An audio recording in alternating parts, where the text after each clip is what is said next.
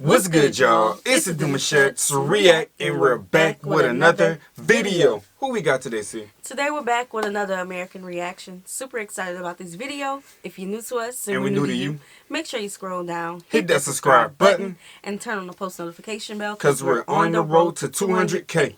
And we cannot get there without you guys, alright? Join the family. Without further ado, let's get into the video. Let's get it. So the first thing that stands out to me is that I feel like Americans stress a lot over service disruptions. And I am actually still this way, but I'm just not as bad as I used to be. But whenever there is a natural disaster that impacts electricity, internet, water, I see people on social media panicking, Americans panicking. And this is not obviously about when it really is endangering someone's life, like elderly people or people that are ill and need to be on machines and things like that, because that is obviously a very big, major inconvenience. But just people that they still have their house, they still have their health, but the internet is out, the power is out. And I feel like here, people cope a lot better with those types of disruptions. Do they find it to be an inconvenience? Yes, they do. However, I think I, for one, have kind of absorbed a bit of the culture here of not panicking. It's not the worst thing in the world, and having a lot more patience. Things are not always going to get fixed right away. You can survive without electricity unless you need it for medical reasons or something like that, but you can survive. You can use a match and a candle. You can absolutely survive without internet. Life will go on. So it's been a lessons in patience, and I have built a lot more patience from dealing with those things that do happen a lot more frequently here. And even, for example, if there's going to be a water outage, like when I first moved here and I was living in a rural area and we had a really bad rainy season that was tripping up all sorts of systems. And as a result, we would get frequent power and water outages. And so I just started saving water the night before I had to be at work the next morning because I was teaching at a school. You know, there are ways to be flexible. If it's the summer season, then you don't have air conditioner, you don't have a fan, but it's not the end of the world, you know? Like, right. It's like, I sometimes think that we are not that comfortable with inconvenience. And that's debatable as to whether that's a good thing or a bad thing. Some people might say maybe people here need to be more demanding. I feel like Americans need to be less demanding and a bit more flexible. But that's one thing, one major thing that I've noticed after living here for all these years, just the cultural difference in terms of coping with inconvenience. Hold on, man. Let's talk about it. Let's talk about it. Let's talk about it because we have a documented experience of dealing with rolling blackouts and the winter freeze that we got a couple years ago in Texas. Say your experience. It was pretty smooth. First of all, I enjoyed being around the family 24/7. That wasn't even a question right there. But let's say the electricity going out with the cold air and what else? The water was working fine. No, water was off too. No. Everything was off. We had problems with water and electricity. Yes, because we had something in our water. Yeah. We had something in our water. Yeah. I didn't take it like. It was an adventure for us. It wasn't a beat up type of situation. No. I felt like it was real smooth. We did the best we could with it. We still had fun with each other. We laughed. We checked on fam. Everything was real smooth. We didn't have a time where it was like just disgusted, broken, and it's just like we can't do it no more. Everything was real smooth. You're forgetting something though. What's that?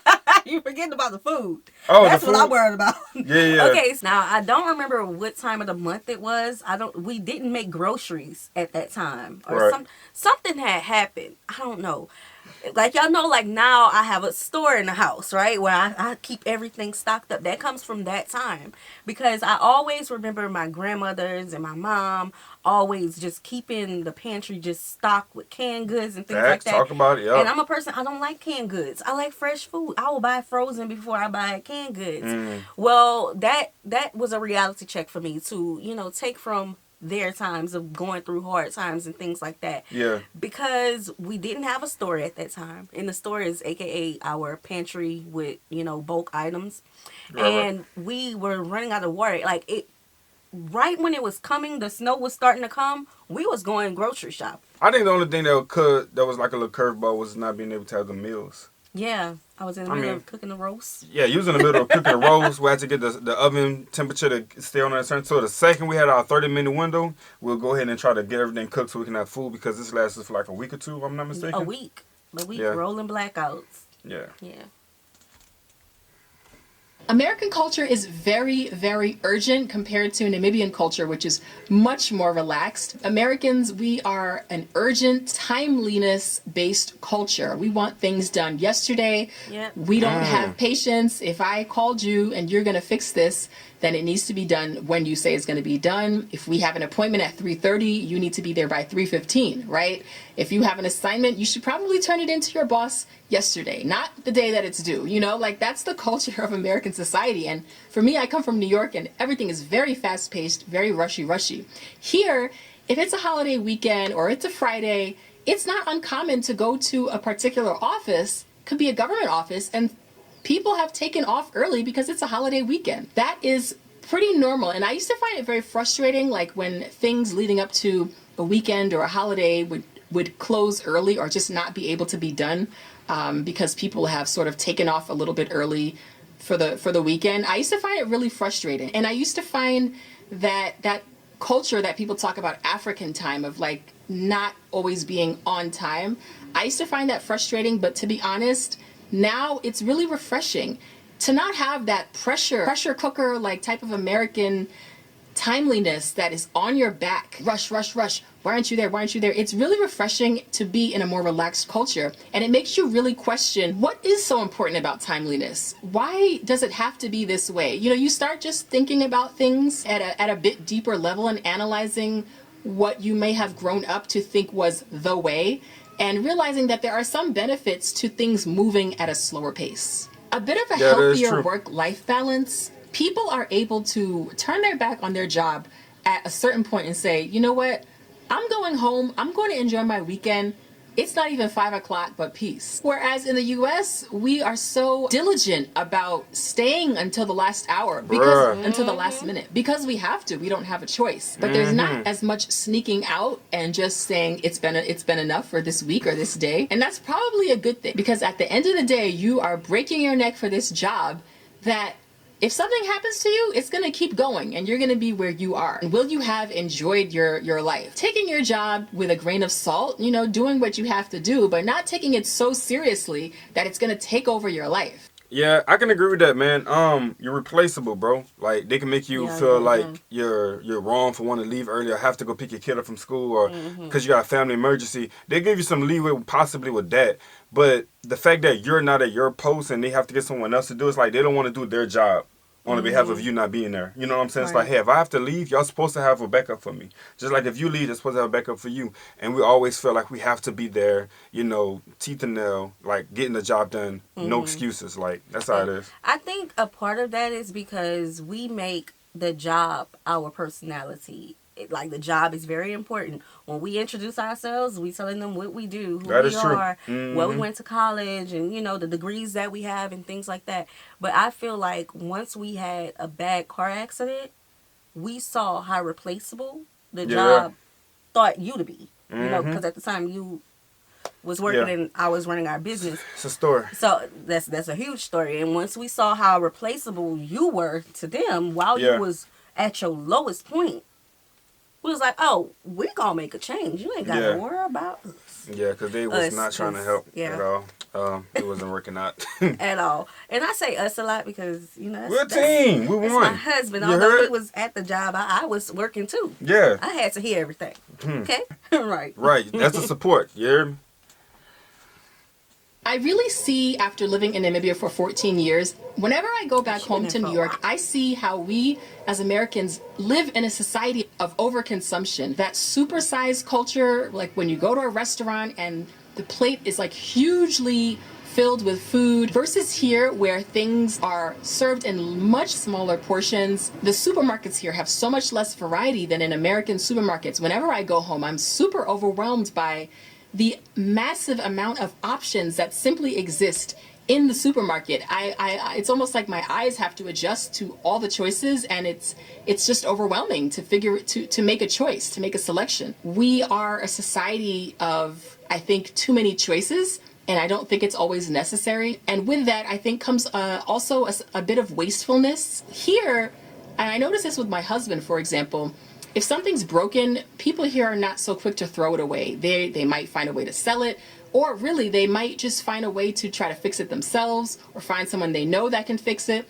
or take it apart and try to fix it. My husband will do that. He's not an electrician, but he will do that. People will really try and keep something until they get the last that they can get out of it before going to replace it or before going to buy a new one. There is a big culture of reusing here that, despite the recycling systems that we see in America, I still feel like things here get used a lot more over and over, and really get your dime's worth, you know, when you buy something here, than in America. We just quick to throw something away, you know, and so I'm a guy, so when it comes to tech and all that stuff, I can agree with her. There's a big culture where we do not, like, I can go down a rich neighborhood and you have a big screen TV at the street, bro.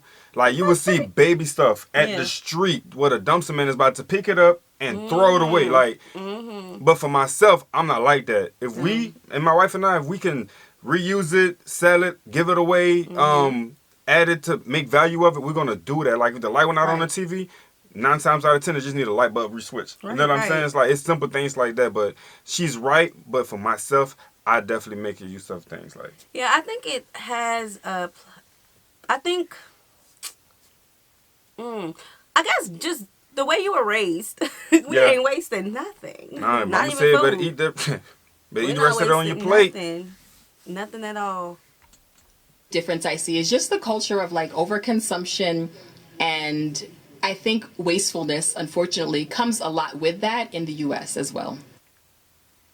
Social services. One thing that I always notice is just the comparison of social services. I think American culture has way more social service resources and support for vulnerable populations like disabled or the elderly, people that are homeless, for example, abused women or victims of crimes, whereas here it just doesn't exist as much. There are social workers here, but there's just a lot less of support for people that are in difficult, vulnerable positions. I see, for example, they call them street children here, which are literally children on the street who are homeless, many times addicted to drugs, and they're begging for food, begging for money. It never gets old to me. It's always shocking. And I ask my husband, well, where can they go? Are there shelters here for them? Orphanages? And for the most part, there really isn't. In my town, for example, I don't live in the capital, but there's not much support for homeless children in my town. That's shocking, and it's scary. Even I hear a lot of stories here in Namibia about women who are abused going to report the crime, but then at the end of the day, they have to go right back home into their situation where they are absolutely exposed and vulnerable to their abuser knowing where they are and coming to get them. There aren't many women's shelters here. There aren't many homeless shelters. There definitely things of that nature. I remember when I was a volunteer back in 2011, I was teaching at a school, and there was a student there. She was severely physically disabled, which made it difficult for her to walk, to write, things like that. And she used to get swallowed up in the transition from class to class, like when the periods change. She would get just sort of swallowed up in the crowds of the students, and nobody helped her. There was nothing for that student. And I was just shocked by that, and I wondered, why isn't there more to accommodate her disability? Really, in that area, there weren't many, if any. There wasn't even one school for disabled children, and the school didn't have like a social worker or something like that was on the school property. Maybe she had a social worker out that worked somewhere else, but there hardly was anything done to accommodate her. She was on her own to fend for herself. We in the U.S., although it's not perfect, the social services system is absolutely far from perfect in America, but it is significantly more well-resourced, and there is a lot more support in the U.S. than there is here for vulnerable populations. Yeah, that right there will be a hard pill to swallow. Because our homelessness is like, you see, it's a lot of elders, a lot of adults. There's never too many kids running the streets. You know, They hide it well. Okay. But there are some areas of the United States where the homelessness is terrible. And there's whole blocks of just, it looks like a homeless city. Tents. It's tents on top of tents. Yeah, that's just, I know what you're talking about. That's one side. But there's sides of cities where everybody is just homeless. Yeah. You know, like the whole neighborhood, not the city, but the neighborhood. Another big thing here is that there is so much entrepreneurial opportunity here compared, I think, to the US, where the competition is so fierce and everything is sort of already, all the ideas are already sort of like snatched up and done. You know, it's like you really have to work hard to like make a dent as an entrepreneur in the US or find something unique. Everything has almost been thought of. Whereas here, particularly once you get outside of the bigger cities or outside of the capital city, there is so much entrepreneurial opportunity available. I see it everywhere. And I'm always like, wow, like that's an idea. That's an idea. There is a lot more entrepreneurial opportunity, I think, in the motherland on the continent of Africa than there is in the US. The educational system is something that I will always continually be fascinated by, the differences between there and here. In the US, students have a lot of autonomy, a lot of freedom. They can speak their mind. They know they can call the police on their parents if they want to, or on their principal or their teacher. Here, that is not the case. Students are really, really, I think, respectful in a different kind of way because of that. There is also corporal punishment that still exists here, which probably accounts for a lot of that respect, but also just the culture. Like there's even a big respect here for elders that is ingrained, I think, in young people here. And so it's not to say that American kids are worse than African kids, but there are some differences there. Here, the kids are like, yes, miss, no, miss, can I help you, miss? You know, it's more so of that. And there is not much of a talking back type of behavior. Although many Namibians that are older, I think they say, like, I've seen some of them say, oh, like kids back in my day, like the kids couldn't get away with this, or, you know, they didn't act like that. And I, you know, sometimes I want to say, wow, like to me, they actually are still Namibian because they're still highly well behaved. And if you guys saw the way kids in American school system where you would have your minds blown, but it's just very different in terms of the culture of school children, of the culture of students and schools. It is vastly different. I notice is that Black American culture, we have a lot of influence. And I knew this before, but I see it even at a deeper level here in Namibia. Every day I see little aspects of my culture around me, from the stores that I'm in that sell shirts that say Harlem or Brooklyn on them, to people that know me greeting me. This doesn't happen often, but it has happened at least 3 or 4 times where someone comes up to me and they're like, what's up, my That's the influence of hip hop. Sometimes I'm driving around and I hear Brandy like playing a lot, like her song. Not the Brandy. We have a lot of influence, and I love to see the blending of these two Black diasporas just merging. It's really nice. It's actually pretty comforting. It reminds me of home, and it's just nice to see little tidbits of my culture all the way here in Namibia. And the last thing is that no matter how long I'm here, there's no place like home. I moved here ready to shed my Americanness, and no matter how long I am here, I really haven't been able to do that. I am very much an American, and that's not really something that you can really just totally erase. You can't hide from it. It's always there. So I hope you guys have enjoyed this video. Man. Dope, bro. Make sure you guys go check that channel out. I see that. Yes, there is a huge influence, but I also like to say there's more of a connection, right? I feel like there's more of a connection. It's like a silent knowing that we have for one another, that we just get around each other, and it's an automatically connection. You know what I'm saying? It's like we don't purposely want to try to be like any other person. If there's a connection there, then there's a connection. I think that's just what it is. Right. And nothing's wrong with, keeping some form of your Americanness, Yeah.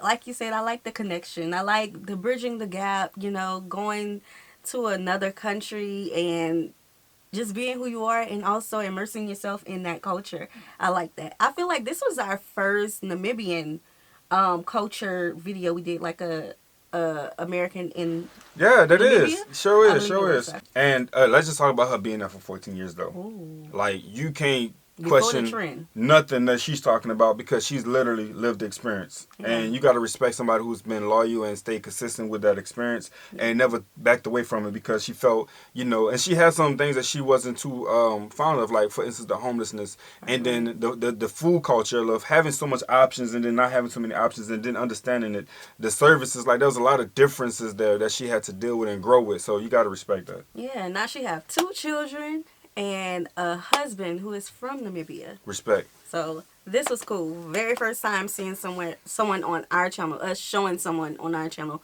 who was there for that long. Yeah. So Yeah. that is cool. So y'all make sure y'all go find her channel. It's going to be in the description box below and support her.